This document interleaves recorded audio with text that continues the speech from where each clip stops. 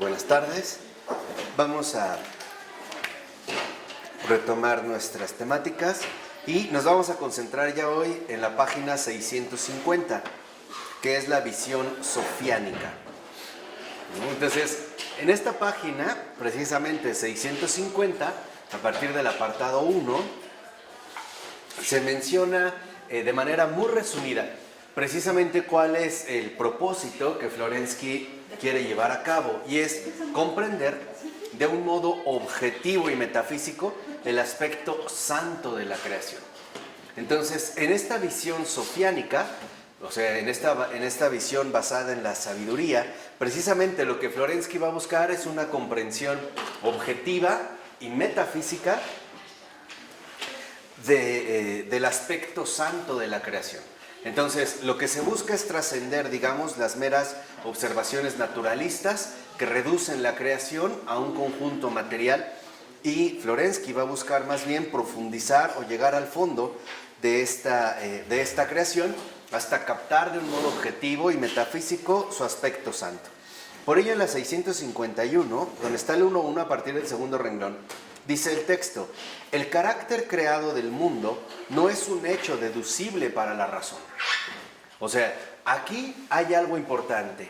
El carácter creado del mundo no lo podemos deducir a partir de la simple razón. No podríamos llegar a la realidad de la creación tratando de deducirlo dentro de nuestra propia razón. O sea, no sería una consecuencia lógica, o no se podría llegar ahí en el sentido real de la creación a partir precisamente de un razonamiento. Y dice, al contrario, precisamente la apertura ascética a la realidad del ser supone para la subjetividad la renuncia a su pretensión de ser la constructora absoluta del mundo real. Entonces, el primer paso para la visión sofiánica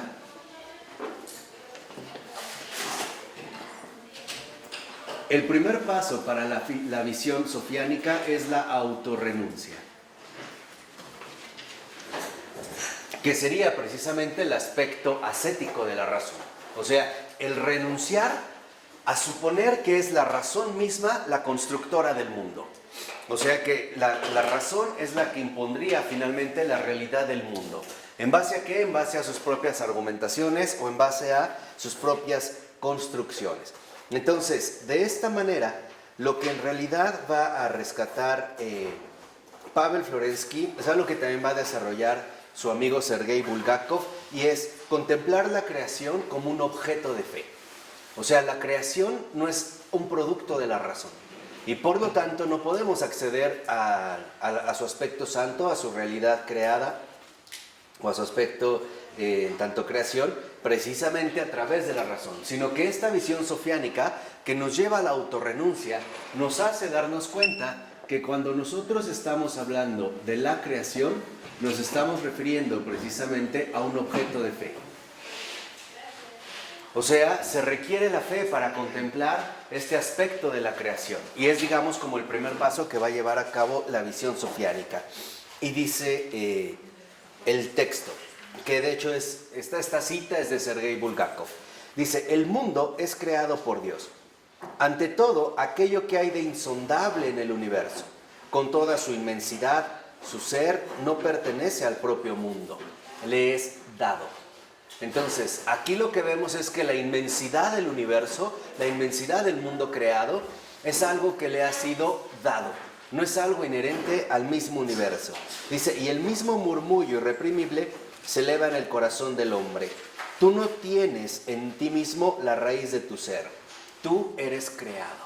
Entonces, aquí uno de los primeros aspectos que en efecto se destacan es que la creación solo puede ser realmente contemplada, ¿no?, en su profundidad, solo como objeto de fe.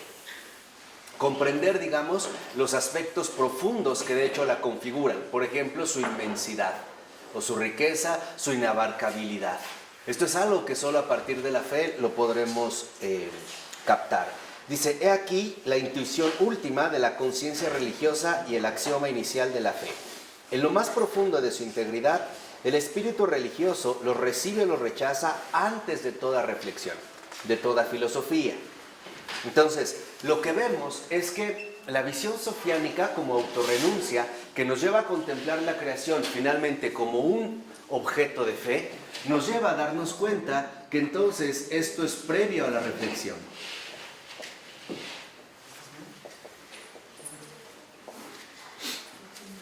Y por lo tanto, se trata de algo previo a la razón. La realidad que nos rodea, en general la creación, no es un producto de nuestra razón. Por ello es que no podemos captar su verdadera integridad a partir de nuestros propios razonamientos, sino que tenemos que renunciar a nuestra pretensión subjetiva de ser los constructores de la realidad a partir precisamente de nuestra capacidad racional.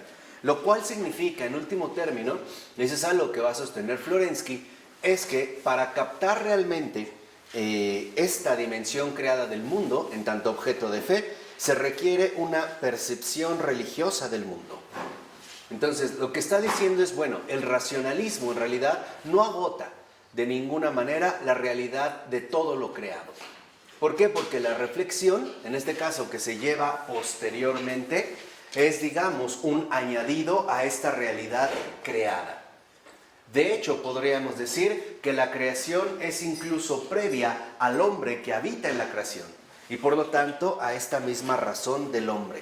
En la 652, en la nota 77, hay las siguientes observaciones que son muy importantes. Dice, una vez más subrayamos que esta consideración de la creación es propia del pensamiento teológico espiritual oriental. Y dice, en este caso, Florensky, el hombre oriental, bueno, es una cita de un autor, Tiak, el hombre oriental sabe que el mundo es de Dios. No es, por tanto, racionalmente aferrable. El conocimiento racional de las cosas no es ni mucho menos falso, pero es solo superficial, no tiene profundidad. Los conceptos lógicos no son falsos, pero pasan de largo ante lo esencial, o sea, son solo conceptos auxiliares. Entonces, nuestra razón únicamente elabora conceptos auxiliares para poder irnos involucrando o relacionando con esta realidad creada. Por lo tanto, entonces, la razón no crea la realidad. Más bien utiliza los instrumentos que están a su disposición, los conceptos, por ejemplo, para poder involucrarse o relacionarse por medio de esta creación. Y dice dos renglones abajo, cuando hablamos de la relación de Dios con el mundo, hemos de trascender siempre de nuevo nuestros conceptos, elevarnos siempre sobre nuestro pensamiento. Solo a partir de la fe, solo a partir del dogma, encontramos un acceso al misterio divino del mundo. Pero el dogma habla de Dios, no como la causa, sino como el creador del mundo.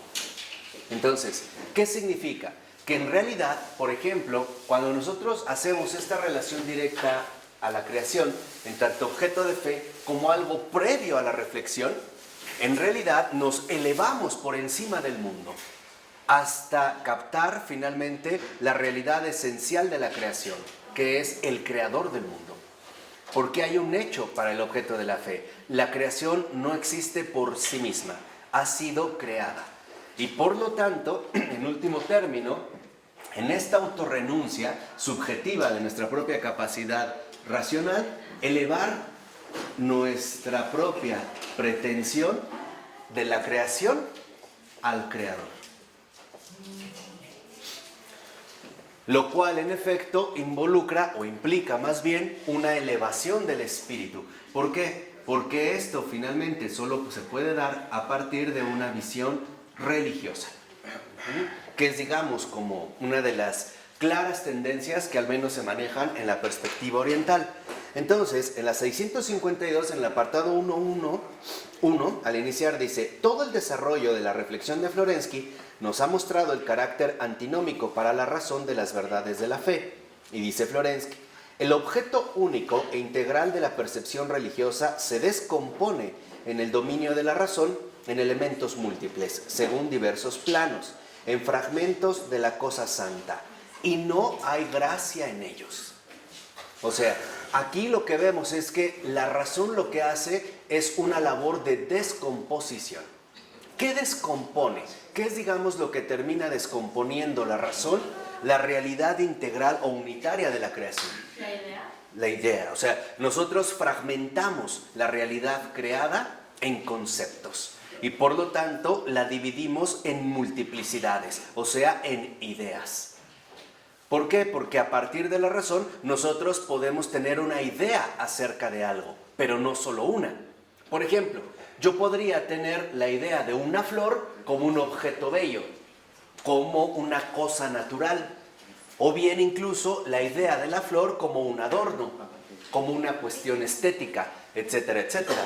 O sea, no necesariamente voy finalmente a quedarme en esta realidad integral, sino que la razón multiplica, la razón divide la integridad de la creación y por eso se queda con fragmentos, ¿no? Con aspectos divididos.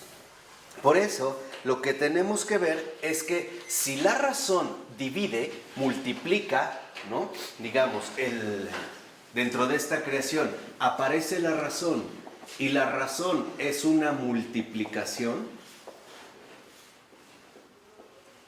o sea, fragmenta la realidad integral de lo creado, necesitamos algo especial, el don de la gracia del conocimiento de la fe. En pocas palabras, la auténtica ciencia, el don de ciencia. ¿Para qué? Para poder superar precisamente la multiplicidad que forma parte de la propia razón. O sea, la multiplicidad racional nos lleva a concebir diversas ideas y estas ideas se traducen en conceptos. Estos conceptos son fragmentos. Fragmentos múltiples para poder entrar en acceso en una determinada realidad.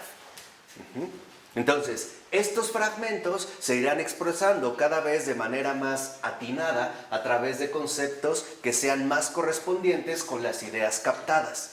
Por eso la razón necesita discurrir, o sea, por eso la razón es siempre discursiva. Eso es discurrir. Discurrir es poner en marcha un camino para ir captando cada vez más aspectos múltiples, ¿no? Irse como captando, por así decirlo, la realidad que les da. Por decirlo así, la creación es íntegra, pero la razón no la puede captar así. La puede captar en diversos fragmentos, a la manera de un rompecabezas. Entonces, la razón va captando, ¿no?, fragmentos y los va a tratar de ir recomponiendo, integrando a una visión racional.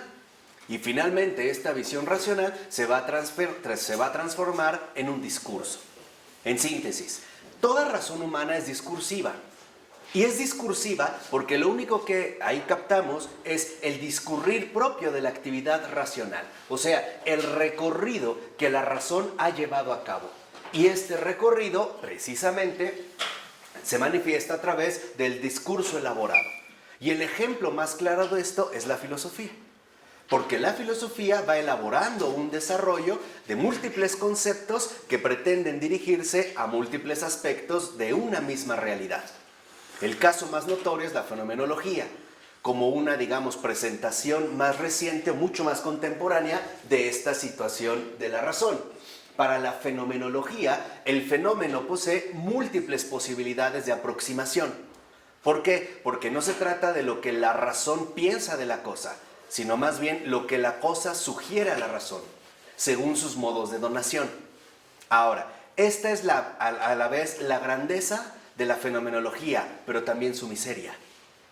¿Por qué? Porque termina siempre derramada en una multiplicidad inagotable. Esto es lo que Florensky precisamente considera que podemos superar, y yo me alío con Florensky. ¿En qué sentido? En que necesitamos el don de la gracia del conocimiento propio de la fe. O sea, para poder superar, digamos, estos fragmentos que constituyen el discurrir racional y por lo tanto el aspecto discursivo de la razón, este discurrir racional o discursivo en el que vamos, ¿no?, tratando de configurar los aspectos que podemos ir captando, lo que dice ahora Florensky es que necesitamos la gracia del conocimiento propio de la fe. ¿En qué consiste esta gracia, digamos, del conocimiento propio de la fe? En elevarse de la multiplicidad para alcanzar la visión unitaria. O sea, finalmente, la integración de la realidad misma. Y esto solo es algo que se puede lograr a partir de la gracia. Y en este caso, a partir de este don del conocimiento propio de la fe. ¿Qué quiere decir? Que a partir de este discurrir racional o discursivo, ya no necesitamos quedarnos nosotros atorados en la multiplicidad fragmentaria de nuestro discurrir racional. O sea, se trata de que la realidad ya no aparezca fragmentada, sino que aparezca unitaria, integral, viva, que es de hecho la manera en la que el Creador contempla su creación, como una unidad total, como una unidad plena, y ya no resquebrajada en múltiples aspectos que intentamos nosotros de alguna manera ir en este sentido desarrollando. En otras palabras, lo que busca Florensky es recordarnos que el discurrir racional y discursivo, claro, es cierto, sí, pertenece a la razón, pero no es lo único, porque de hecho la elevación del discurrir racional consiste precisamente en la contemplación. Pero la contemplación es una gracia, es el conocimiento de la fe. ¿Qué significa esto? Que cuando se recibe el don del conocimiento de la fe, ya no vemos cosas meramente aisladas o fragmentadas, sino que empezamos a percibir la unidad de todo lo creado. Empezamos a ver las cosas de una manera integral y conjunta, plena, es decir, total. Ya no hay separación. Entonces, la razón, en este sentido, cede el paso a la fe. Ya no se opone a la fe, que es también lo que en algún momento nosotros habíamos comentado. Por ello, para llegar a la auténtica contemplación de la fe, o sea, a la visión integral de la realidad, o sea, la visión sofiánica, es importante comenzar por la autorrenuncia.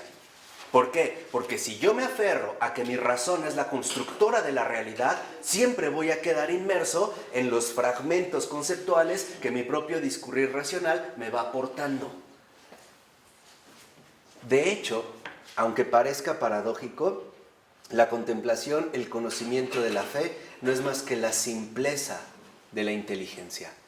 Captamos las cosas en su simpleza creada, en su sencillez creada, y por lo tanto en su belleza.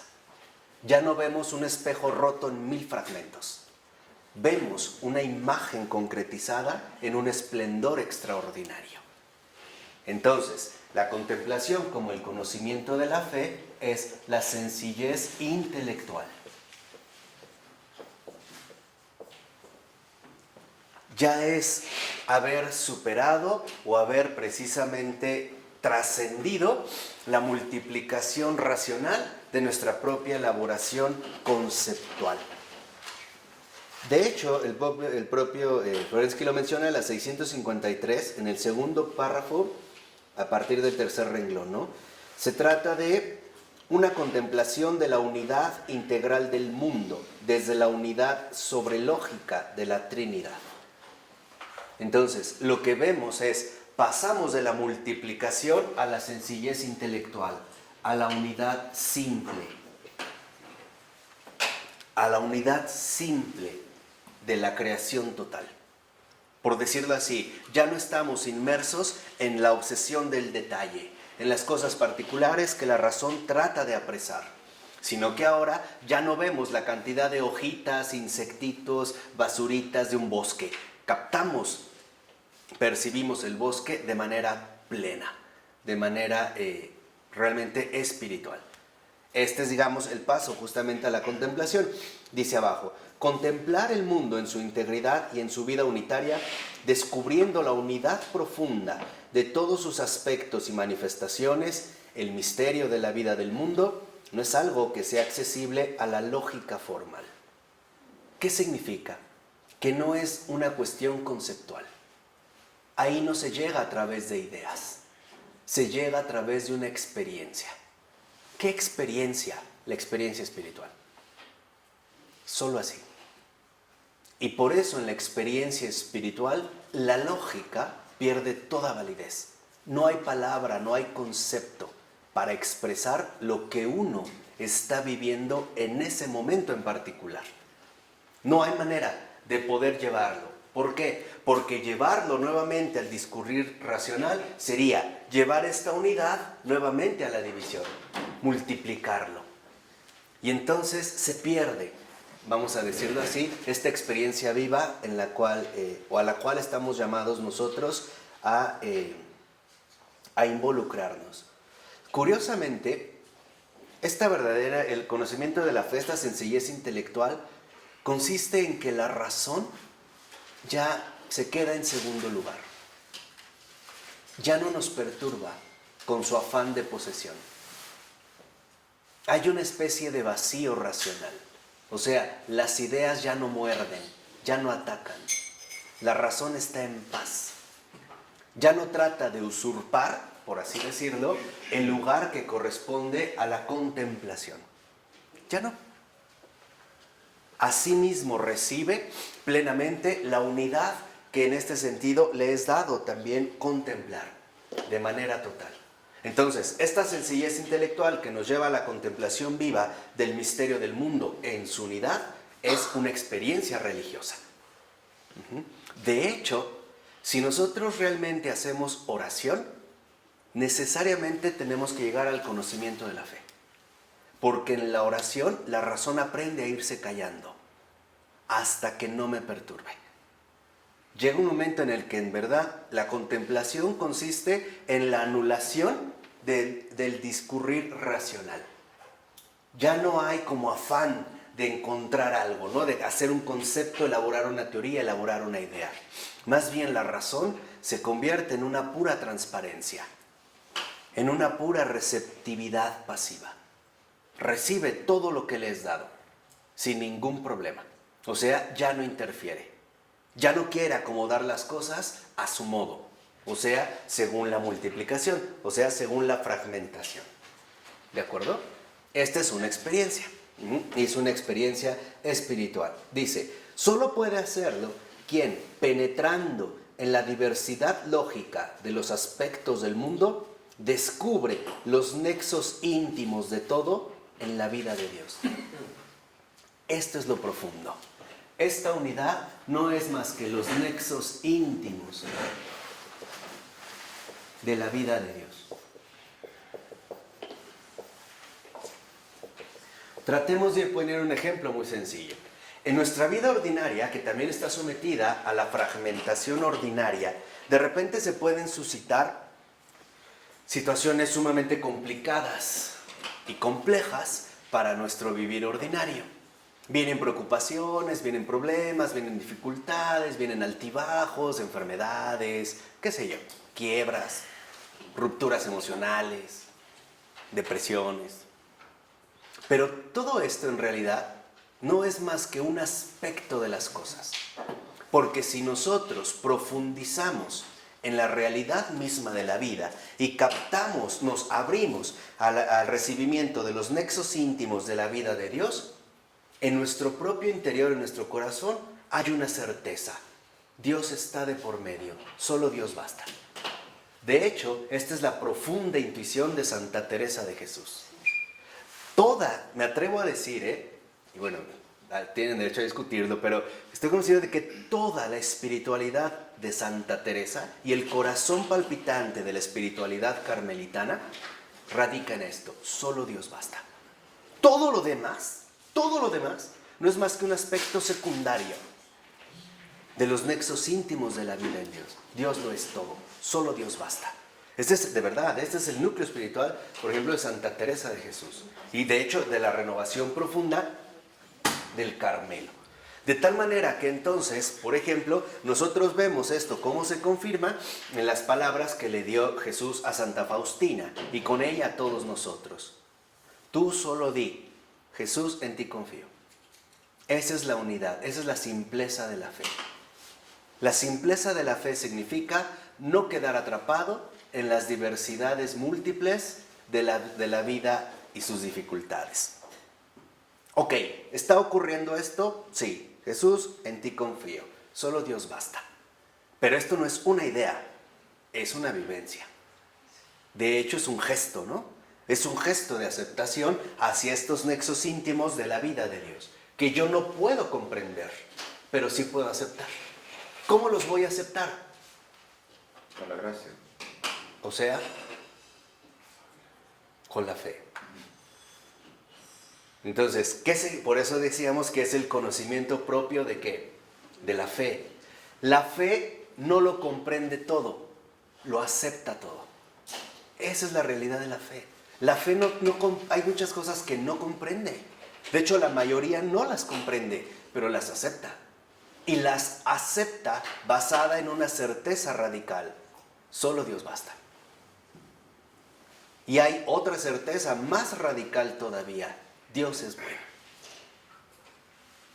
A pesar de la multiplicidad que yo vea, a pesar de las complicaciones, ¿no?, que yo asumo, a pesar de la fragmentación conceptual y el discurrir inacabable de mi propia racionalidad, de mi propia razón, solo Dios basta. Entonces, aquí es donde yo les doy un consejo para poder alcanzar esta experiencia espiritual. Y es muy sencillo. Y lo vamos a retomar de San Pablo de la Cruz. Un simple acto de voluntad. San Pablo dice, realiza un simple acto de voluntad sin grandes esfuerzos, ni de cabeza ni de pecho. Fíjense, este es como el gran consejo del gran San Pablo de la Cruz, ¿no?, el fundador de los pasionistas. ¿Qué significa un simple gesto de la voluntad? Decir en mi voluntad, quiero y acepto. Sin grandes esfuerzos ni de cabeza. O sea, a ver, pero me voy a hacer una idea, me voy a convencer de que sí, entonces empiezo a discurrir, ¿no? Empiezo a elaborar teorías, justificaciones, nada. Ni tampoco de pecho. O sea, nada de forzar tus propias emociones. No, estoy atravesando un dolor profundo, pero no, me voy a esforzar en sentirme bien. Me voy a contrariar, nada. Porque eso no es humano. No estamos llamados a negar nuestra realidad humana.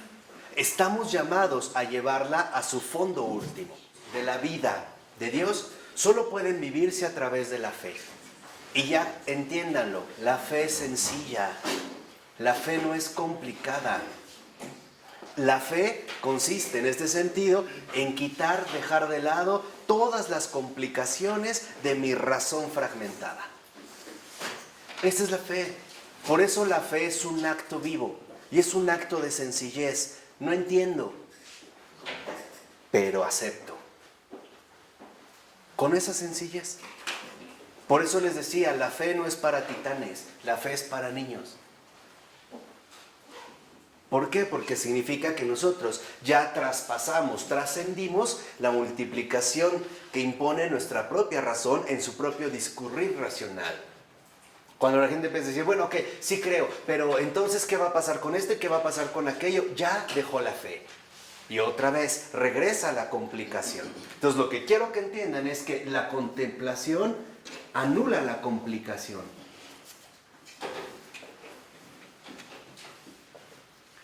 Y anula la complicación tanto intelectual como emocional. Esa es la profunda vivencia de la fe. Por eso entendemos cómo el Señor, la primera vez que se aparece resucitado a sus discípulos, lo primero que les dice es, la paz esté con ustedes. No les dijo la alegría, el gozo, la paz. Entonces, aquí es donde encontramos finalmente el fundamento profundo de la fe, la paz del corazón. Si no hay paz en el corazón, no se puede vivir la fe. ¿Por qué? Porque estamos descentrados, descorazonados. Tal vez ya no se usa mucho hoy esta palabra, pero antes se decía que alguien estaba descorazonado y era de significar que estaba triste, que estaba como deprimido. Claro, ¿por qué? Porque ya no está viviendo en su centro más íntimo, que es el corazón. Se subió a la cabeza y entonces se deja arrastrar por los caprichos de su discurrir racional. Híjole, y si pasa esto, no, entonces va a pasar aquello, van a ganar, van a hacer y van a matar y no sé qué, y el mundo se va a acabar y se va a acabar el agua y se van de hocico y luego están llorando. ¿Y es la verdad? O se dejan ir por la afectividad, ¿no? Entonces empiezan a sentir emociones, es que me siento mal, me siento muy mal y se empiezan a ahogar en esa afectividad. y después ya me siento peor, se me baja la presión, me voy a desmayar, no sé qué tengo, me siento mal. ¿Por qué? Porque ya no está centrado, está descentrado. O se bajó a la afectividad, ¿se acuerdan que lo vimos la vez pasada en el estómago? O se subió a la cabeza. Pero ninguna de las dos es el centro de la vida. El centro de la vida, en ese sentido, precisamente lo constituye el corazón. Por eso, lo que realmente anula la complicación es la fe. Es lo único que anula la complicación. Y para vivir la fe, lo único que se necesita es llevar a cabo un éxtasis. Ahora, el éxtasis no significa así un estado afectivamente raro o ver no sé qué cosas. El éxtasis no es más que la coherencia de nuestra propia existencia. Y ya se los expliqué una vez. Existir viene de éxtasis. Y éxtasis significa salir de ti, salir de sí mismo. Eso es existir. Entonces, la fe nos lleva a un verdadero éxtasis. O sea, a una salida. No quedo atrapado en mis propios pensamientos. Me salgo de mí para caer finalmente en la sencillez intelectual, o sea, en la contemplación. O sea, en pocas palabras, ¿en quién? En Dios. Lo mismo, tengo movimientos afectivos fuertes, no me quedo atrapado, me salgo de mí. Por ejemplo, a través de lo que ya habíamos insistido, la invocación. Señor, me siento mal, ayúdame. Me salgo, no me quedo con este malestar. Ahora, es muy importante entender algo de la vida espiritual. No se trata de arrastrar a Jesús a mi pasión. Mira qué mal me siento y ven a sentir conmigo. No, se trata de salirme de mí. Y entonces irme a su pasión, no a la mía. Por ejemplo, es muy fácil decir, es que cómo sufro, cómo la estoy pasando mal. Dios mío, date cuenta, o sea, vente a mi pasión. Pero si realmente nos saliéramos de nosotros y nos cuestionáramos lo siguiente, ¿y cuánto Él no sufrió y mucho más que yo? ¿Por qué no mejor me salgo de mí? Y esta es también una parte central de nuestra propia labor ascética, ¿no? Entonces, lo que tenemos que ver es que, en efecto, para alcanzar este auténtico éxtasis, y que tiene que ver con la noción precisamente de la creación, solamente lo podemos obtener como un hecho de la experiencia espiritual. Y por lo tanto, como una revelación. No es algo a lo que vamos a poder llegar nosotros de manera natural, de manera enteramente humana, sino que conforma finalmente también un hecho concreto de nuestra experiencia espiritual. Por eso, al iniciar el último párrafo, en el tercer renglón dice el texto: esta contemplación buscará, por tanto, la idea espiritual en el fondo de las cosas, en una unidad sintética en la que culmina la síntesis de la intuición discursiva. Se trata, pues, de una experiencia espiritual y no de una deducción racional. Esta experiencia, dice Florensky, cuando es llevada a cabo, no es solamente un hecho, no es solamente intuitiva, es también discursiva, porque el ser de esta experiencia es percibido como un acto creador de la verdad trinitaria misma. O sea, ahora ya no discurrimos a partir de nuestros propios razonamientos, sino que ahora discurrimos a partir del logos vivo. O sea, el modo de pensar según Dios. Y ya no el modo de pensar según los hombres.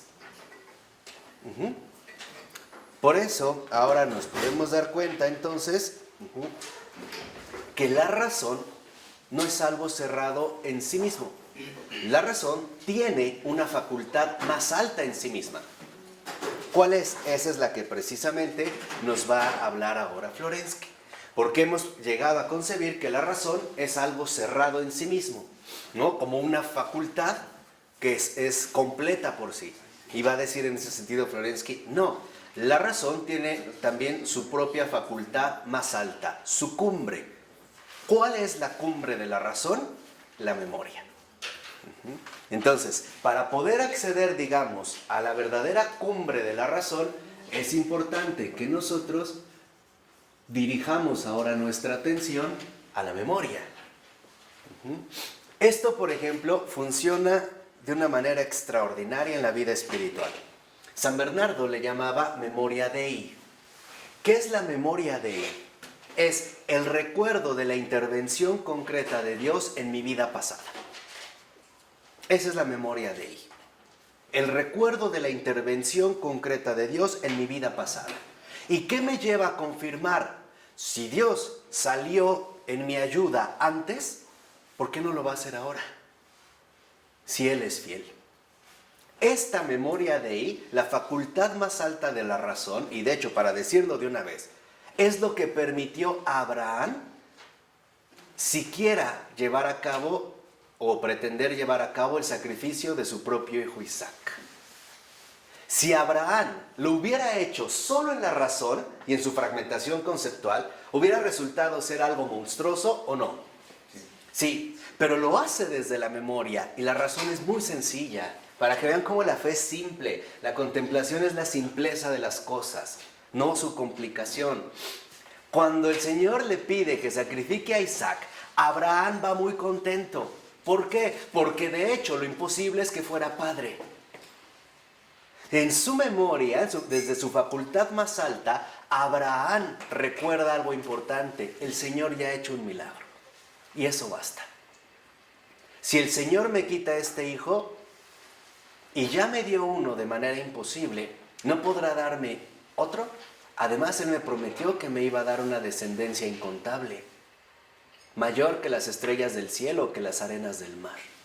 ¿Se dan cuenta entonces por qué Abraham no duda? Podemos decir, ¿desde dónde obra Abraham? Desde la memoria.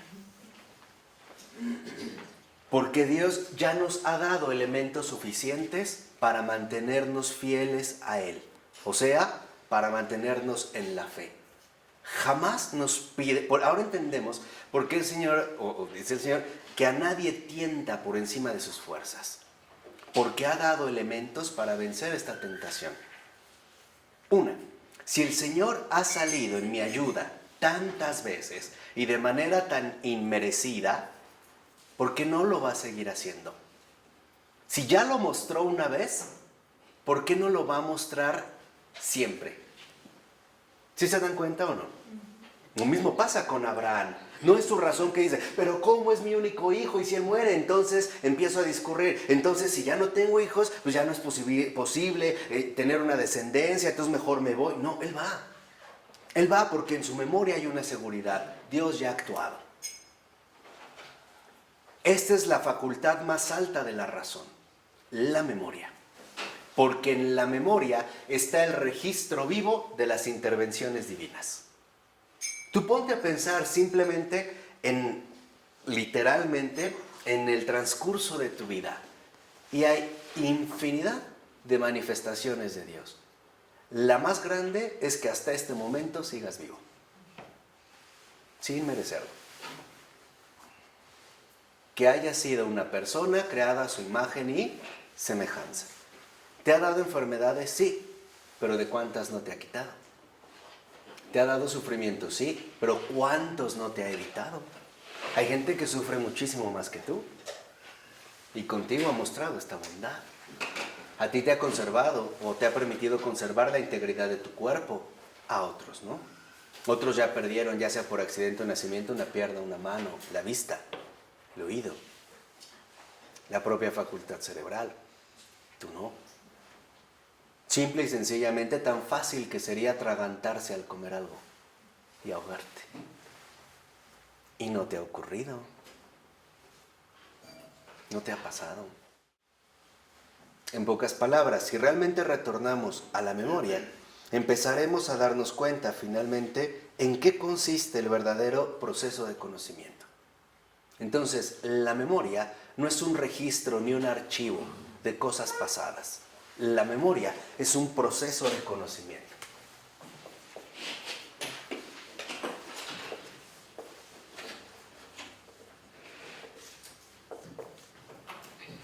¿Cómo le vas a decir esto a una madre que pierde su único hijo? En la memoria le fue dado. O sea, la memoria le fue dado. No es consuelo. Y a ella, no, lo que pasa es que no es consuelo porque no se vive desde aquí. Se quiere vivir desde aquí. Entonces aquí no hay explicación, aquí sí hay comprensión. Por eso les decía, el que realmente vive de la fe no necesita comprenderlo todo, le basta comprender muy poco. De hecho, solo una cosa: Dios existe y es bueno. Ya, todo lo demás no importa. Lo que importa es, digamos, dónde está realmente nuestro auténtico fundamento. Ese es el error cuando nosotros a veces queremos convencer a una persona de la realidad cristiana a partir de la razón. Ejemplo: ¿cómo me quieres decir que Dios es bueno si mis hijos acaban de ser asesinados a balazos en la esquina? No, pero mira, es que Dios es bueno, te ha creado. Es inútil, porque esta persona solo lo está dirigiendo a partir de la ¿qué? De la razón, no de la fe. Y dentro de la razón no hay un acuerdo. ¿Por qué? Porque lo único que va a haber es un discurrir racional. Más bien, lo que hay que proponer no es llevarlo al ámbito de la razón, sino promover en esta persona la auténtica experiencia de la fe. ¿Y cómo se va a promover la auténtica experiencia de la fe a menos de que nosotros la tengamos? Por eso el Señor decía, nadie puede dar lo que no tiene. Entonces, si ustedes quieren convencer a alguien de la autenticidad del cristianismo a través de meros razonamientos, pierden su tiempo. Porque hay un límite. En cambio, si lo hacemos, por ejemplo, a través de la experiencia viva de la fe, es otra cosa completa. Es decir, a través del testimonio. ¿Cuáles son los resortes que realmente mueven toda nuestra existencia? Entonces, si la memoria es un proceso de conocimiento, ahora lo que entendemos es, en la 655, al iniciar el párrafo, dice, ontológicamente, la memoria es una actividad del alma creadora y espiritual. El alma, les decía, finalmente, ¿no? en esta actividad del alma, en general, del hombre, donde aparece la memoria, no es como un archivero donde yo voy y saco un documento pasado, como una especie de foto. No, la memoria es creadora. ¿En qué sentido?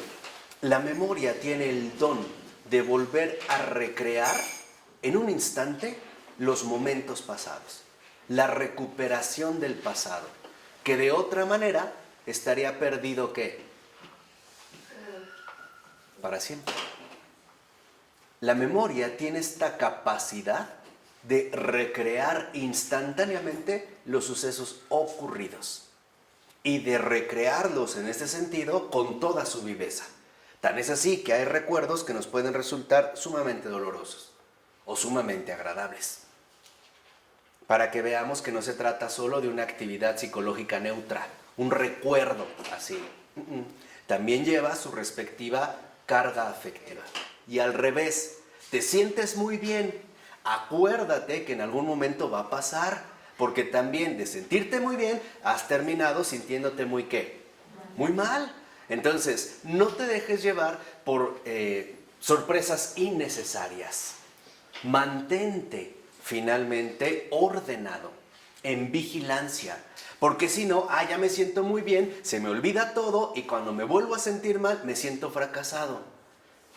Me siento finalmente como derrotado, ¿no? Porque volví a incurrir otra vez en lo que yo me quería zafar. No, es parte de nuestra dinámica. De hecho, se trata de que a través de la memoria nosotros siempre podamos ir con los pies en suelo firme. El recuerdo, en este sentido, no tiene solo un impacto psicológico, tiene un impacto espiritual. Porque el recuerdo es aquello que nos va a permitir, en este sentido, tener certezas claras de lo que Dios está obrando. Por eso el Señor le reclama al pueblo de Israel en el desierto cuántos milagros y prodigios ha obrado en su favor, y parece que este pueblo no se acuerda. O sea, el pueblo de Israel perdió la ¿qué? La memoria, y por eso se extravía. Porque parece... 400 años. Se extravía, o sea, no hay memoria. Como si Dios en verdad no hubiera hecho absolutamente qué. Y el recuerdo fundamental de la memoria para nosotros como hombres es muy sencillo. Nacimos. El simple hecho de haber nacido es una promesa de Dios sobre nosotros.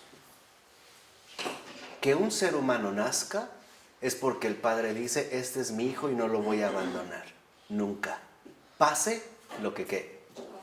Pero se nos olvidó. Se nos olvidó que nacimos. Se nos olvidó que fuimos niños. Se nos han olvidado los buenos momentos. Se nos han olvidado los malos momentos. O sea, tenemos una especie de agujero en la memoria. Todo se va, ¿no? Como que se va. En este sentido, por eso, por ejemplo, cuando el Señor se dirige al pueblo de Israel y le dice, Shema, escucha, es también un sinónimo de recuerda, acuérdate, el Señor es tu Dios. Acuérdate, recuerda, recuerda. Aplica este proceso de conocimiento que en efecto posee una auténtica dimensión ¿qué? Espiritual. No hay una sola persona cuya memoria no pueda evocar nuevamente alguna intervención de Dios en sus vidas. No hay una sola. Porque Dios a todos se ha manifestado. A todos. De una o de otra manera. Y a veces sin saberlo. Sin que tú te hayas dado cuenta. Pero ahí está. El primer efecto fundamental de la memoria, y por eso tenía que ver con la relación profunda de la creación, es, el primer recuerdo fundamental de la memoria es, yo fui creado.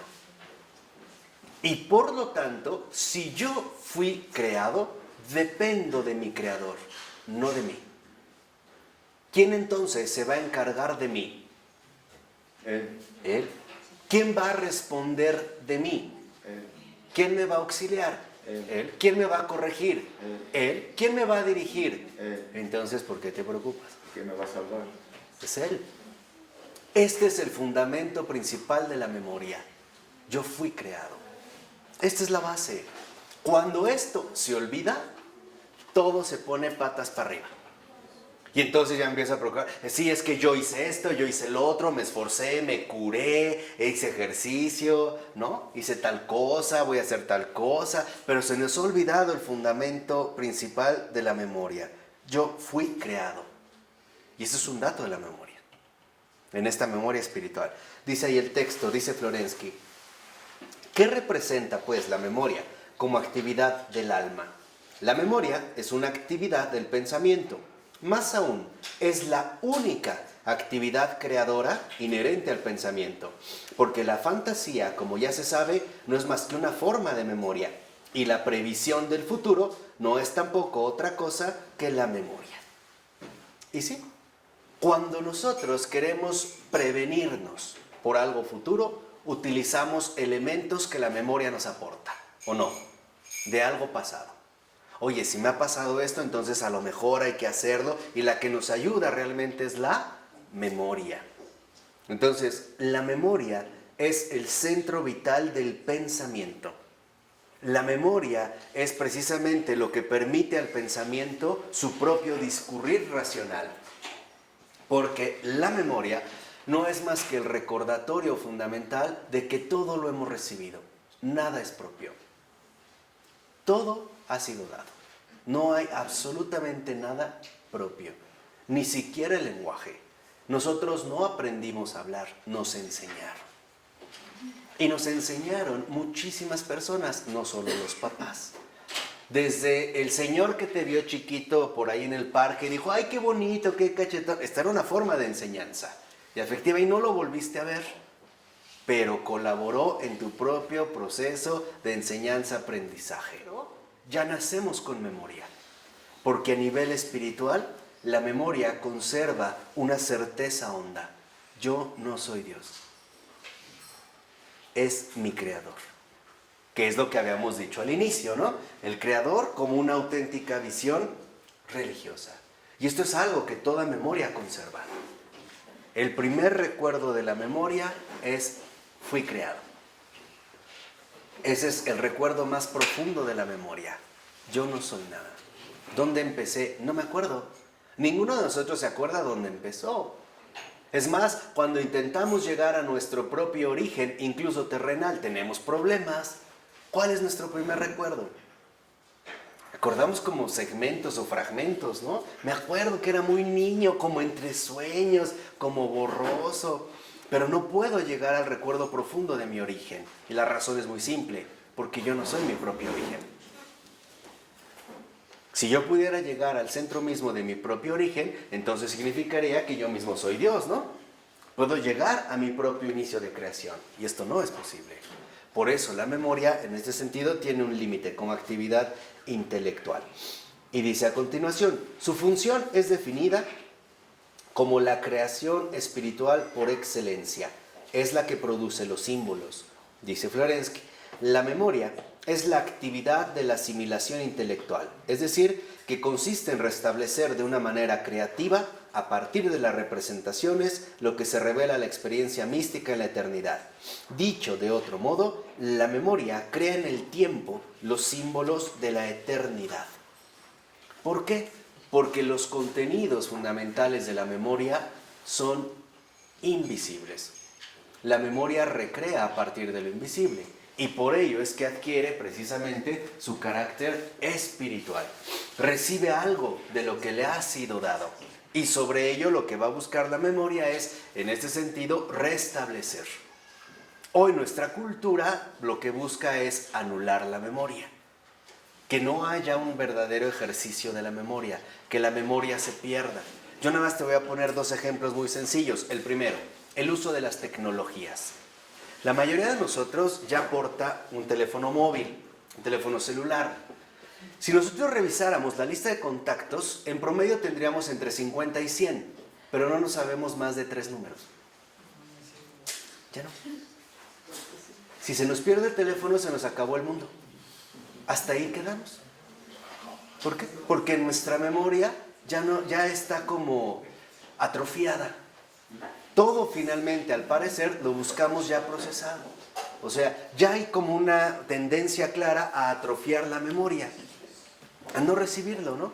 Por eso ya no hay como esta ejercitación. Y en el segundo, también justo se busca la anulación de la memoria para concentrarnos en el único momento presente. Y por lo tanto, fomentar la ingratitud que hoy impera. Tú no te acuerdes de lo que te ha sido dado. Tú concéntrate en lo que tienes que obtener. Y por eso nos volvemos finalmente despreciadores de todos los demás. Se me olvidó que incluso para hablar participó en este proceso sumamente complejo un montón de gente que la mayoría ni siquiera volví a ver. Pero ahora la gente no me importa. Ahora la desprecio. Se me olvidó que ellos me ayudaron a ir conformándome como lo que soy, como persona, aunque fuera una sola vez. El que sonrió al bebé, el que ayudó al niño, nunca supe su nombre, nunca supe cómo se llamaba, pero formó parte de mi crecimiento y de mi desarrollo integral. Pero como no tengo memoria, como tal parece que quiero anular la memoria, ahora digo orgullosamente que no, que yo soy autónomo, que me debo a mí, que yo me esforcé, que yo hice, que yo deshice y yo. Y se me olvidó. Se me olvidó que lo primero que le debo a la gente es gratitud. Porque ellos estaban antes que yo. Hay mucha gente que nos precedió y de alguna manera nos preparó el terreno, ¿o no? E incluso nos recibió, bien o mal. Y ahora no. Ahora, como no tengo memoria, pues no le debo nada a nadie. Yo no le debo nada a nadie, Si yo lo he hecho solo, como si el hecho, por ejemplo, de venir a una clase no involucrará que hay otras personas que participan, que hay otras personas que disponen el espacio, otros que construyeron este espacio, otros que le enseñaron a trabajar a los que construyeron este espacio, otros que bla, bla, bla, bla, bla. Somos uno. Un cuerpo. Se me olvidó que esta lata no apareció así. Hay un montón de gente detrás de una simple lata. Pero mi memoria no. No, estoy solo, yo soy solo. Solo yo.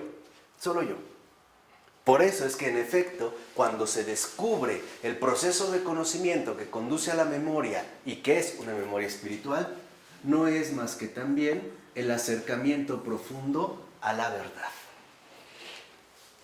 Y esto solo se hace a través de la memoria. En esta ejercitación precisamente profunda de la memoria.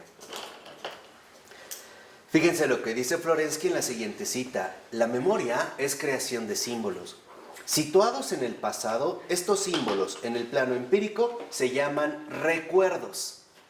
O sea, dentro del puro plano empírico fáctico, a esto se le llama un recuerdo.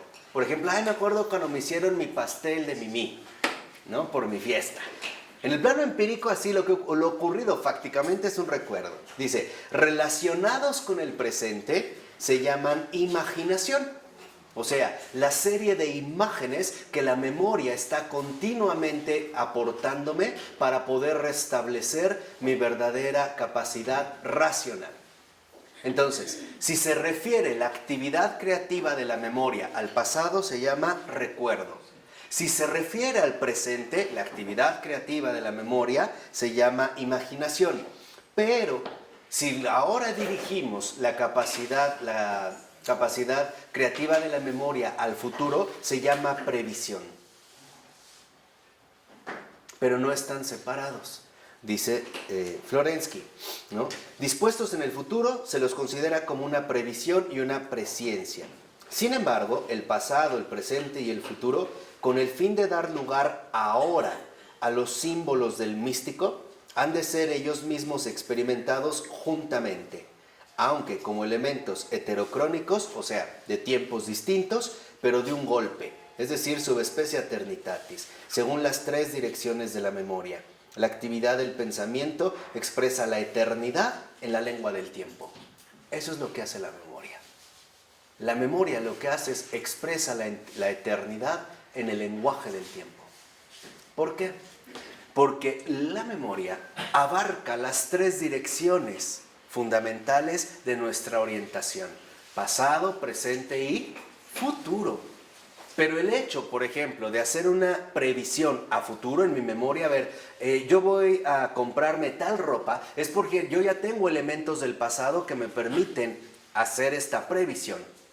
Y esta previsión que tiene elementos del pasado también se ajusta en el momento presente, en el ahora en el cual yo hago esta determinada previsión. Entonces, las verdaderas raíces de la memoria están en la eternidad. La memoria es precisamente lo que nos permite a nosotros no perdernos en un caos temporal de desorden total. La memoria reúne los tres tiempos: pasado, presente y futuro, en un ahora de eternidad. Solo la memoria cubre o acoge los tres tiempos en un mismo instante. Solo la memoria, en ese sentido, es capaz de realizarlo. Por eso decía Florensky que la memoria habla el lenguaje de la eternidad, o expresa la eternidad, pero en la lengua del tiempo. Dice, el acto de expresión es justamente la memoria. Entonces, cuando nosotros nos damos cuenta, es que en efecto, el sujeto, ahí dice a continuación, el sujeto sobretemporal del conocimiento, entrando en comunicación con el objeto igualmente sobretemporal, desarrolla esta comunicación en el tiempo. Y esto es la memoria. Entonces, ¿qué es la memoria? Es una comunicación de eternidad en el tiempo. Eso es memoria. Este es el proceso de conocimiento. Es este proceso de comunicación de la eternidad en el tiempo. Nosotros, al estar en el tiempo, aquí y ahora, necesitamos referencias temporales para poder establecer nuestro curso vital. Necesitamos tener una referencia al pasado, una referencia al presente y una referencia al futuro. Pero si nosotros no tuviéramos memoria, no habría posibilidad de mantener una conexión entre ambos. Y por lo tanto, no tendríamos continuidad de vida. ¿Sí queda claro por qué, no? Porque en la memoria se aúna el pasado, en el presente y alcanzando el futuro. Entonces, esta verdad de la memoria como proceso de conocimiento no es más que una continuidad. Continuidad. Es una continuidad permanente. Es la eternidad expresándose en el lenguaje del tiempo. Por eso, cuando una persona sufre algún problema de memoria, de inmediato tiene problemas existenciales. Su vida ha sido interrumpida y al parecer se ha roto por completo con esta determinada continuidad. O sea, una continuidad de permanencia.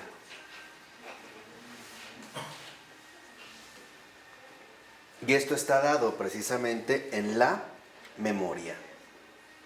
Ahora, viene el punto central. Si esto lo hemos comprendido bien, entonces vemos al iniciar el otro párrafo, más o menos a la mitad, que el texto dice, la eternidad, 657, la eternidad no es un tiempo vacío, sino que de un modo concreto es el tiempo de la resurrección. Y esto ya lo habíamos visto hace como 4 clases. Acuérdense que antes de la creación, ¿qué hubo?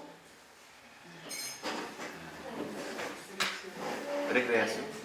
Redención. Antes de la creación, otra vez, ¿qué hubo? Redención. Entonces, nuestra memoria no es más que el tiempo de la resurrección, de la redención. Quiere decir que la memoria no comienza con la creación, comienza con la redención.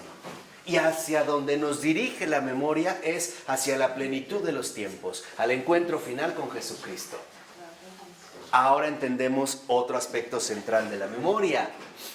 Entonces, ¿qué hace posible la esperanza? La memoria. La memoria. ¿Recuerdas la intervención de Dios en tu vida? Ujú. Por eso tienes esperanza. Claro. Y de fondo, justo en la memoria, es la que hace posible la esperanza porque está sostenida en la resurrección, no simplemente en la creación. Si la memoria comenzara a partir de la creación, se extraviaría, porque no tendría un fin concreto hacia el cual dirigirse. Lo que quiero que entiendan es que la secuencia temporal que nos ha sido revelada es muy diferente a la secuencia temporal pagana o usual. Voy a borrar un poquito nada más para hacerlo a manera de coordenadas.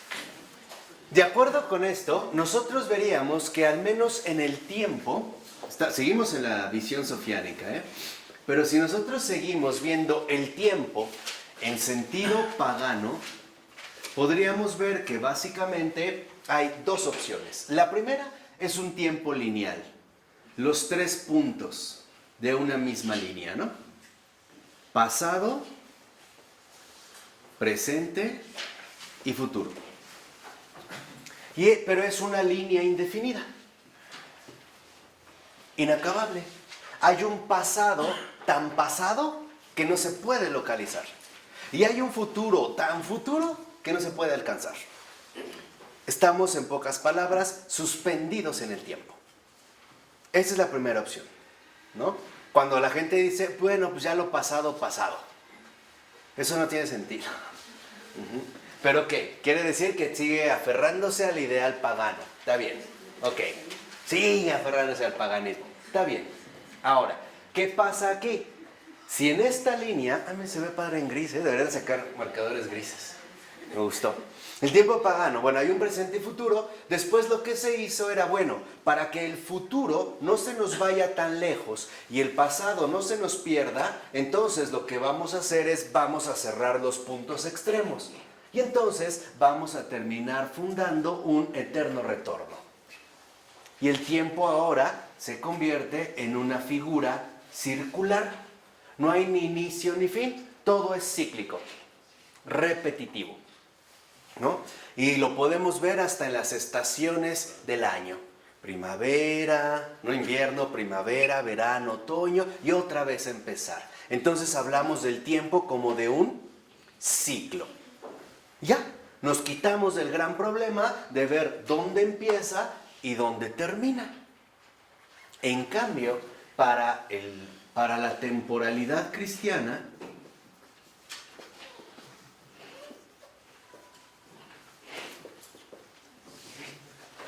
lo que está en juego es la eternidad, no el mero ciclo del tiempo, ni lineal ni circular, sino que en la temporalidad cristiana lo que está al inicio de todo es la redención.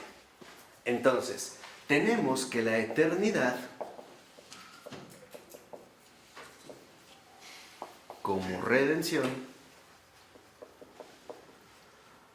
es básicamente el inicio de todo, y en particular de todo lo creado. La eternidad misma como redención. Esta eternidad misma atraviesa finalmente, ¿no?, un centro, un despliegue. Hay un despliegue de tiempo, de pasado, presente y futuro. Pero al final, lo que aparece es la redención. De tal manera que entonces nosotros podríamos decir que en realidad, en la temporalidad cristiana, el tiempo que vivimos no es más que el despliegue de lo que ya había sido dado desde el principio. Alfa y Omega. No hay tiempo perdido. Eso es lo que les quiero decir. Aquí sí, ¿no? Aquí el tiempo pasado se fugó. El futuro inalcanzable se perdió. Aquí, pues un ciclo repetitivo, donde el tiempo es un desgaste innecesario. Aquí el tiempo no está perdido. Porque en realidad, en esta eternidad misma de redención, en efecto hay un despliegue temporal que apunta a la plenitud de lo inicial. No hay tiempo perdido. Quiere decir que entonces el tiempo viene de la eternidad y se dirige a la eternidad. Entonces, ¿en dónde vamos a terminar? En donde empezamos.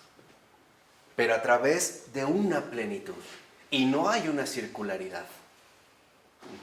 Porque aquí en efecto lo que vemos es que lo que realmente importa desde el principio es el porvenir.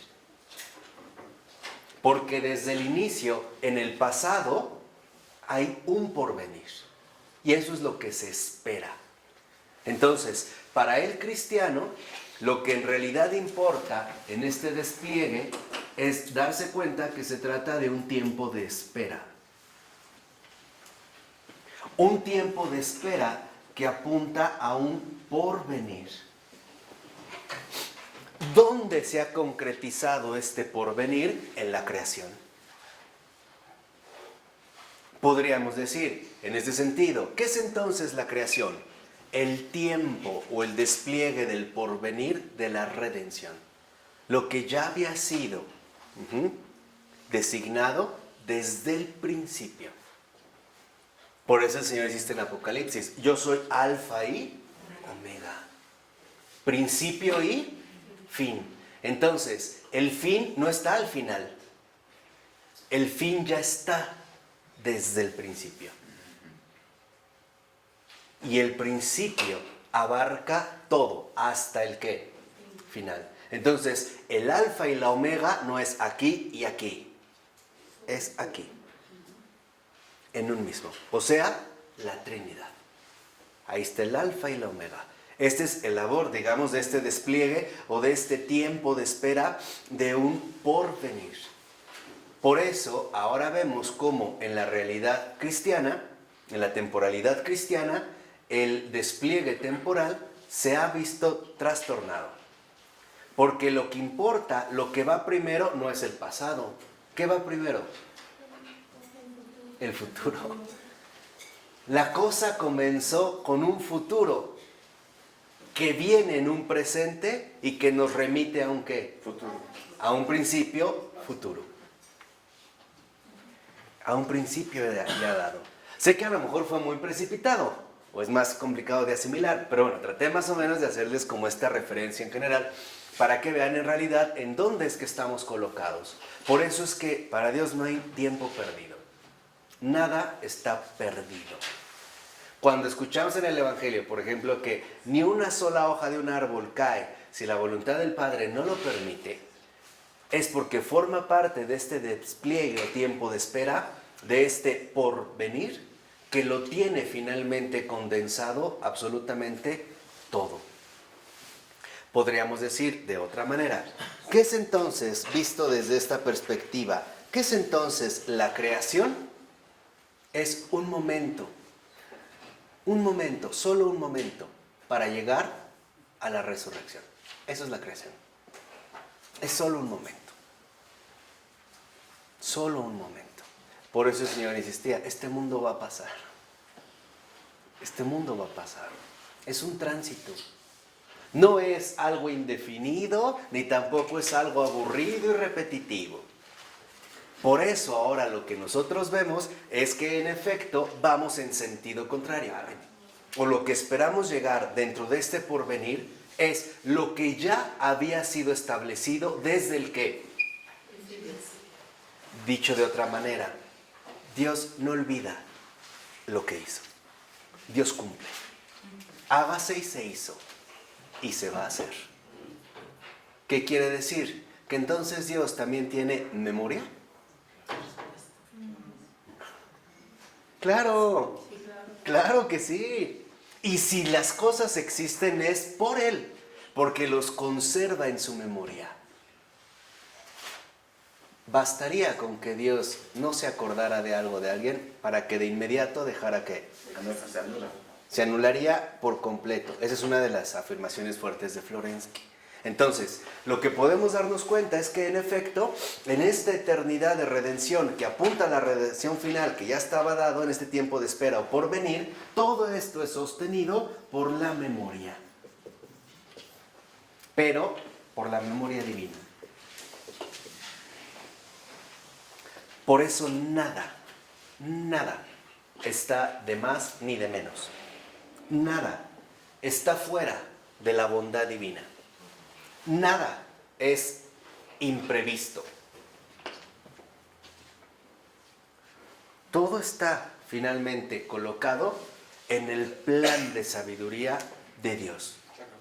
O sea, finalmente ya en la revelación plena del Espíritu Santo. Por eso ahora entendemos cómo se considera al Padre el Creador, al Hijo el Redentor y al Espíritu Santo el Santificador o el Resucitador. ¿Por qué? Porque los tres están en el inicio, y se van a manifestar de manera conjunta los tres como Trinidad, aunque a veces destaque más uno que otro. Pero en realidad es, digamos, la memoria divina la que sostiene el todo lo creado. Por ello, si nosotros vemos en este sentido, en la 658, donde está la cita de Florensky, un poquito abajo de la página, dice el texto: cualquier proceso real discurre en el tiempo y tiene su duración. En el tiempo, cualquier proceso real posee infaliblemente la propia duración. Que sea grande o pequeña no tiene importancia, pero existe infaliblemente. Es el espesor según la cuarta coordenada, según el tiempo. Y un objeto solamente tridimensional, es decir, de duración cero, de espesor nulo respecto al tiempo, es una abstracción y en modo alguno puede ser considerado parte de la realidad. Lo que nos está diciendo en ese sentido Florensky es que los conceptos, por ejemplo, al ser meras abstracciones, no tienen tiempo, porque no tienen espesor. Por eso va a decir Florensky, toda realidad creada tiene espesor. A este espesor nosotros le llamamos duración. Ejemplo concreto. De este espesor, es que está hablando más como en términos matemáticos. Es como un mero concepto, por ejemplo, el concepto manzana. Si yo digo manzana, como que al ser una mera abstracción, queda ahí dada, sin espesor temporal. O sea, sin formar parte de la duración concreta de todo lo creado. Entonces, dice Florensky, todo lo que ha sido creado, en tanto creado, tiene también un mismo proceso de duración. Que dure más o menos no importa. Lo importante es que forma parte finalmente de este espesor. Y a este espesor es a lo que nosotros llamamos tiempo.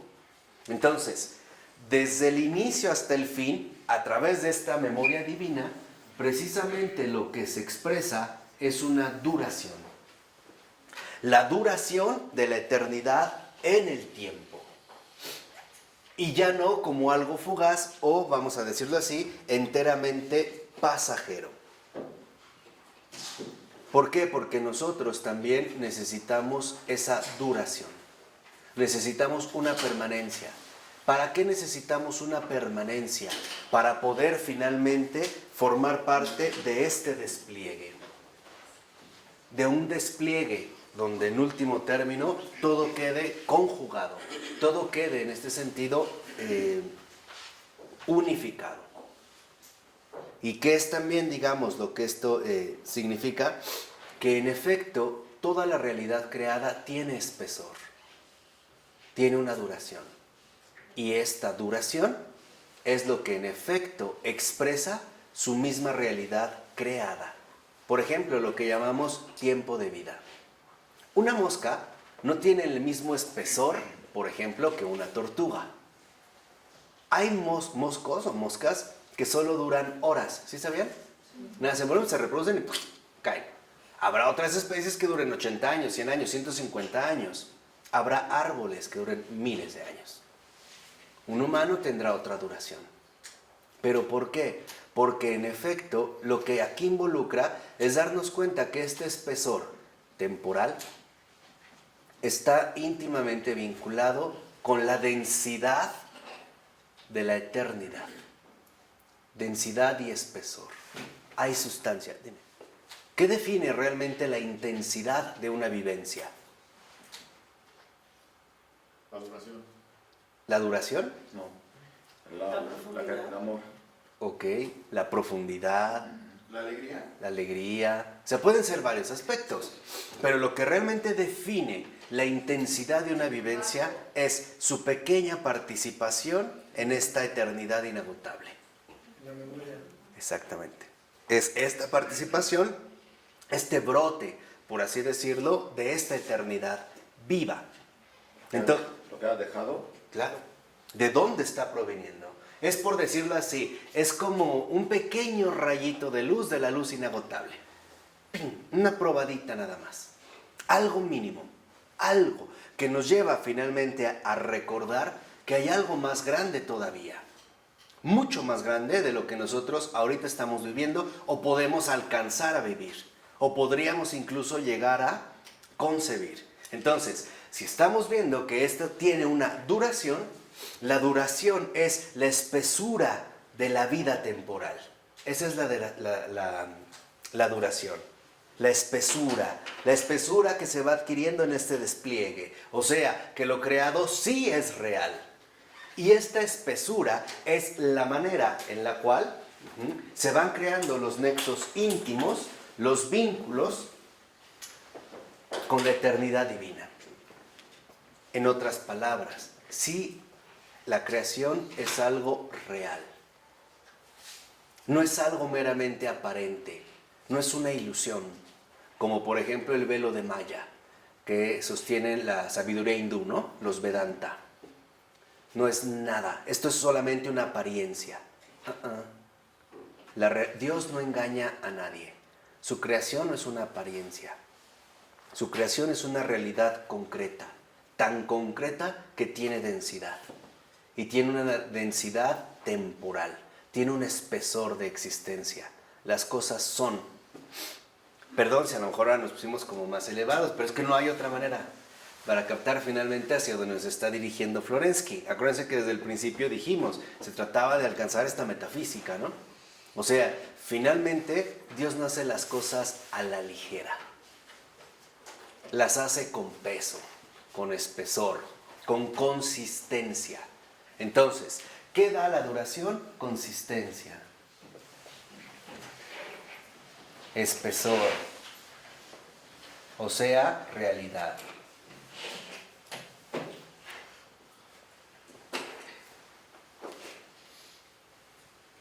Quien, por ejemplo, llegó a captar esta duración de manera bastante fina fue Henri Bergson.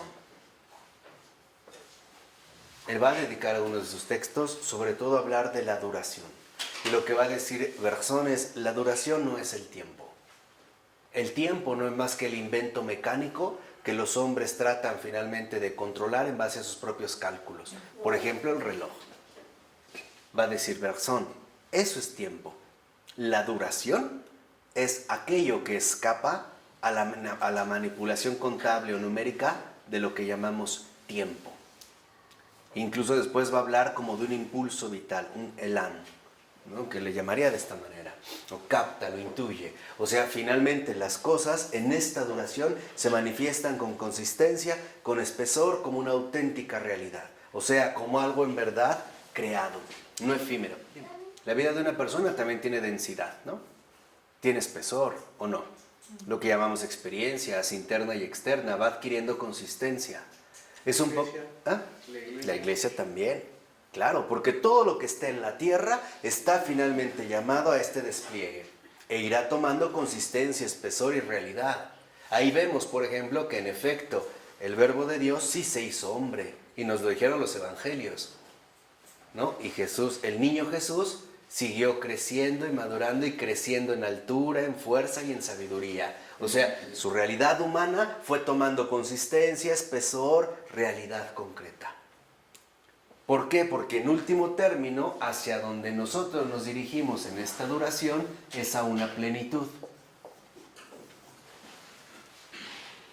Es un poco, va a sonar extraño, pero es un poco como una gelatina. Pasar de lo líquido a lo sólido. Pero no sólido como una piedra, su plenitud. Y esto involucra un proceso.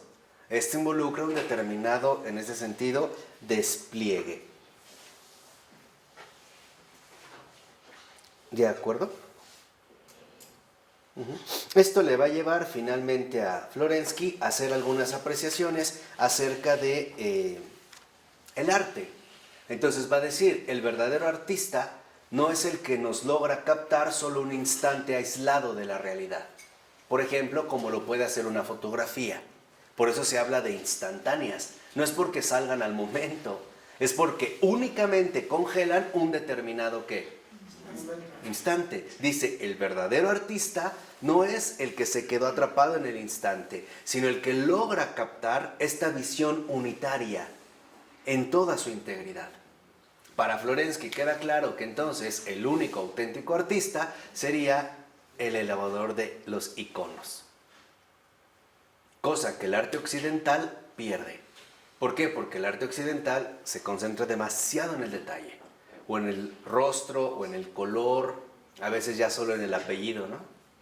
¿Quién es? ¿Quién lo pintó? Ah, ya, con eso es bueno, ¿no? Pues no. Involucraría un desafío más. Por eso en la 660, más o menos a la mitad, dice el texto, la Sofía es precisamente la imagen, desde la cuarta dimensión, de la integridad de la creación en su desarrollo temporal. Fíjense, la integridad de la creación en su desarrollo temporal. La integridad. Hay este despliegue. ¿Dios hizo las cosas imperfectas? No, las hizo íntegras desde el principio. Pero las cosas, justamente por ser finitas, por ser criaturas, necesitan tiempo para desarrollarse, ¿o no? Sí, necesitan tiempo para poder llevar a cabo este despliegue, ¿o no? Sí, necesitan finalmente llevar a cabo un tiempo de espera. Por eso, la verdadera temporalidad cristiana en esta plenitud, en esta visión, no es más que la temporalidad viva de la fe, de la esperanza y de la caridad. De todos los tiempos. Entonces, no son sentimientos. Por eso yo a veces creo que hemos hecho abusos en el lenguaje, pero la fe, la esperanza y la caridad no son solo virtudes, son fundamentos de nuestra propia realidad humana. No solo es una virtud. Si por virtud estamos entendiendo algo así como algo moralmente destacado o una regla, ¿no? Ética para seguir, sino que más bien configuran nuestra propia realidad humana de fondo. Y dice, una visión que permite relacionar la multiplicidad de los tiempos, de las generaciones y de los espacios entre sí, refiriéndolos a la vida de una única y multiforme creación integral. Vean cómo lo dice Florensky. Dice, la idea viva de la criatura total es la iglesia anunciada, o la sabiduría divina en la criatura.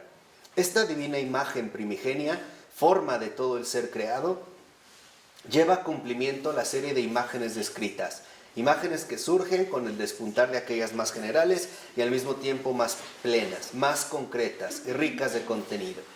En la pintura de iconos, esta gran criatura, esta eterna pureza imperecedera, esta integridad y castidad de la primera imagen del mundo divino, que se expresa completamente en el corazón del mundo, es la Madre de Dios. ¿Por qué? Porque precisamente en la Madre de Dios está contenida esta plenitud de despliegue e integración. María ha sido elegida desde toda la eternidad y para toda la eternidad. Esta es la temporalidad cristiana.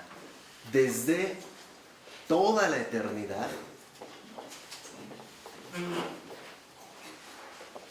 y porque va junta, es una conjunción, y para toda la eternidad.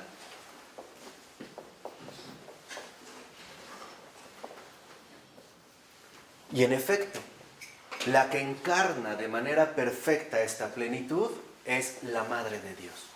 La Madre de Dios que soporta la duración de este despliegue, aunque involucre sufrimiento, pero siempre con el corazón radiante por la resurrección que está próxima a venir. ¿Sí? Pues, ¿por qué? ¿Cómo lo encajó aquí? Sí, o sea, decir que, bueno, por ejemplo, en el caso de María es la criatura donde en efecto se puede captar, él dice en un icono, ¿no? Esta criatura que conserva esta plenitud de todos los tiempos. La que ha venido desde todo, o ha sido escogida desde toda la eternidad y para toda la eternidad. Y por lo tanto, en esta elección, ella encarna la plenitud de todos los tiempos. De tal manera que María, la muy santa Madre de Dios, ha asumido esta redención que lleva a cabo su Hijo a lo largo de todo este despliegue. A pesar de que en este despliegue haya sufrimiento incontable. Entonces, por un lado hay un sufrimiento incontable, pero por otro lado hay una dicha indecible por el momento que está a punto de llegar, la resurrección de todos. Que sería un poco como la atención. ¿Qué pasa, Mar? ¿No quiere decir algo? ¿No? Entonces, por ello lo que va a decir en este sentido es que no podemos perder de vista la finalidad de toda la creación. Esa es la Sofía, esa es la visión sofiánica. La visión sofiánica lo que nos recuerda es la finalidad de todo.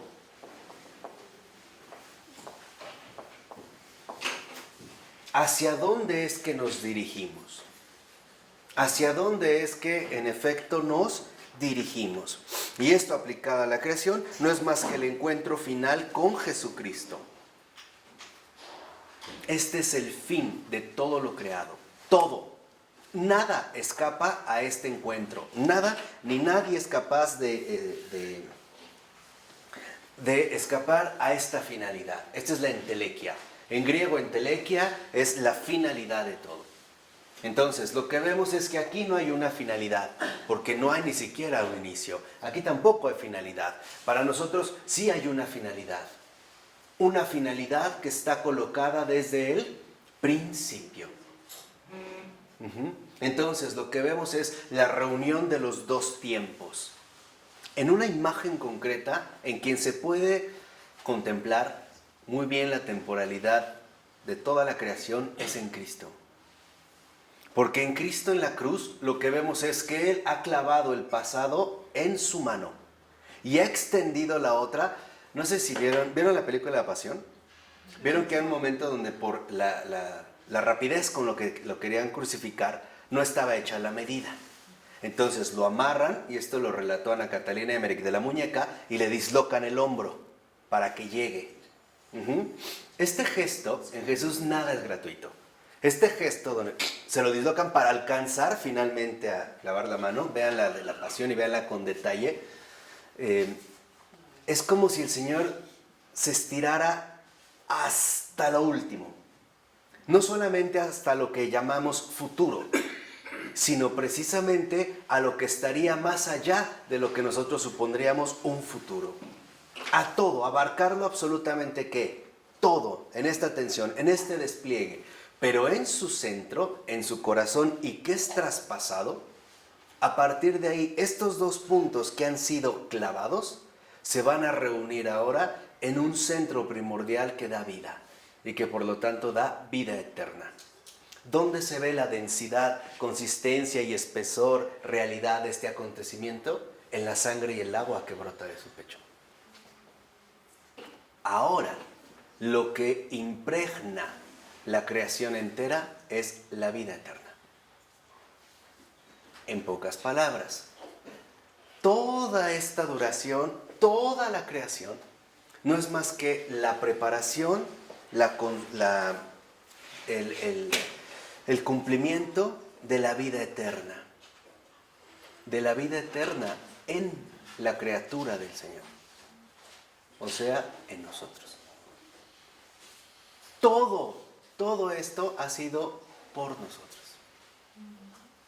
Hagan memoria y van a ver.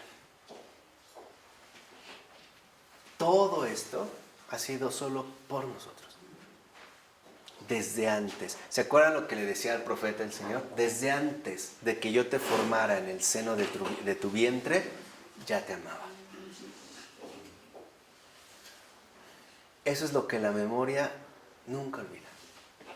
Hay alguien que me precede y que viene antes de mí y que también está después que de mí. Esta es la vivencia ordinaria de nuestra temporalidad. Tal vez le sonó muy complicado, tratamos de transmitirlo, pero en realidad es sencillo, porque es una experiencia de fe. El que dijimos, ¿no? Que anula precisamente estas anticipaciones. Es a la contemplación de las raíces eternas del universo creado. Esa es la contemplación. Las raíces eternas del universo creado. Que es lo que yo les decía. Desde toda la eternidad y para toda la eternidad. Contemplar estas raíces eternas del universo creado. En pocas palabras, no se trata de llevar las cuestiones a ámbitos temporales, sino contemplar las raíces eternas del universo creado significa acordarse del creador de todas las cosas. Esa es memoria. Entonces, lo que está diciendo Florensky es el asceta, o sea, el cristiano. Acuérdense ya que para Florensky el asceta es cualquier cristiano, auténtico. No es el monje, no es el religioso, es cualquier cristiano auténtico. El asceta capta las raíces eternas del universo creado. O sea, vive la fe, que lo lleva finalmente a acordarse que antes de esta creación, antes de todo, hay un creador. Y después de todo, hay un creador. Esto es captar las raíces eternas, precisamente, del universo creado. Y por lo tanto es la contemplación del Logos. O sea, la contemplación de Cristo. En Cristo está encarnada la plenitud de todos los tiempos. Ahí precisamente, ¿no?, está dada la concreción fundamental de las raíces eternas del universo creado. Lo dice al iniciar el 2.1. Dice, para el conocimiento, ver lo eterno en las cosas, significa, dice Florensky, ver las cosas en su necesidad interna, verlas en su sentido, en la razón de su existencia, percibiendo el valor absoluto de las criaturas. El santo asceta ve la razón de su ser objetivo, o sea, ve su logos. ¿Qué es finalmente este logos? No es contemplar, más bien es darse cuenta del logos que tiende a Dios. Aquí lo que nos está recordando Florensky es que la sabiduría únicamente se alcanza cuando tendemos a Dios. Cuando llegamos a las raíces profundas de todo lo creado, que es Dios mismo. El que se atora en la creación no contempla. El que se queda atorado en sí mismo no contempla. El que no se eleva al conocimiento de la fe, que es Dios mismo, no alcanza absolutamente nada. De hecho, no vive. Está muerto. Dice aquí, y lo ve, ¿no? Por ejemplo, en la 665, a partir del segundo renglón. El logos que tiende a Dios, que configura la visión espiritual como búsqueda en el fondo de las cosas, con la ayuda de la teoría superior, de la tendencia de una realidad dada a su entelequia, o sea, a su finalidad desde Dios. En pocas palabras, ¿quién es el que realmente vive la Sofía? El que contempla a Dios en todas las cosas, en su raíz más profunda y en su raíz más honda. Un ejemplo es San Máximo el Confesor, que Florensky conoce bien. Lo cita en la nota 103, más o menos un poquito abajo de la mitad, dice el texto. Para Máximo el Confesor, el logos de las cosas que ha de captar la contemplación natural es al mismo tiempo el sentido espiritual de la escritura, el sentido neumatológico, o sea, espiritual, de las cosas creadas y la dimensión más profunda del mismo espíritu humano. En pocas palabras, es la elevación de nuestro discurrir a la presencia concreta y real de Dios. Y eso solo se puede hacer a través precisamente de lo que dijimos, de la experiencia de fe. Lo vemos en el siguiente párrafo, a partir del segundo renglón, dice: el esfuerzo sofiánico irá más allá, buscará la ontología, desde la experiencia religiosa, del fondo de la realidad que se ha manifestado en el rostro del ser, hasta captar la unidad de todo lo creado en el proyecto y bajo la mirada de Dios. O sea, ¿cómo contemplar entonces la creación como el proyecto de Dios? ¿De qué manera? Bajo su propia mirada. Una mirada de redención. Una mirada de resurrección. Cuando esto se alcanza, el corazón estalla en una alegría incontenible. Porque entonces podremos afirmar que Dios jamás se ha equivocado. Y finalmente podremos reconocer con la memoria que este proyecto de Dios que llamamos creación, en efecto, tiene contenidas cosas que ni ojo vio, ni oído oyó, ni razón discurrió, ni lengua pronunció, ni los ángeles saben. Esta es la gran sorpresa que Dios se trae entre manos. Por eso hay creación. ¿Para qué hubo creación? Para sorprender a su criatura y hacerle ver qué bueno es Dios. Como el Salmo, ¿no? Dad gracias a Dios porque es bueno, porque es eterna su misericordia. En nombre del Padre, del Hijo y del Espíritu Santo. Amén.